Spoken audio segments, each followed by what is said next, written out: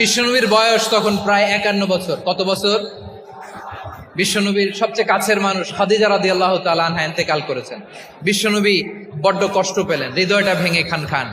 যিনি ঘরের ভেতরে বিশ্বনবীকে সান্ত্বনা দিতেন, ভালোবাসা দিতেন, বাইরে গেলে কুরাইশরা বকাঝকা করে, অত্যাচার করে, কিন্তু আম্মাজান খাদিজা রাদিয়াল্লাহু তাআলা আনহা ঘরটারে এমন শান্তির নীড় বানায় রেখেছেন, এই ঘরের ভিতরে ঢুকলে বিশ্বনবীর কলিজাটা ঠান্ডা হয়ে যেত।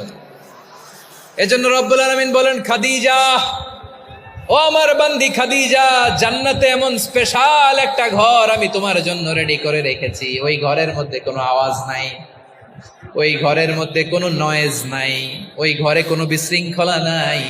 কারণ মক্কার জমিনে আমার নবী কুরাইশদের বিশৃঙ্খলা, নয়েজ আর ঝামেলাগুলোকে উপেক্ষা করে যখন তোমার ঘরের ভিতরে ঢুকতো, ঘরটারে তুমি শান্তির নীড়, ঠান্ডা, নীরব, নিস্তব্ধ, নিঝুম আর শান্তির নীড় বানিয়ে রেখেছো। এজন্য জান্নাতে স্পেশাল একটা শান্তির নীড় আমি তোমারে উপহার দেব।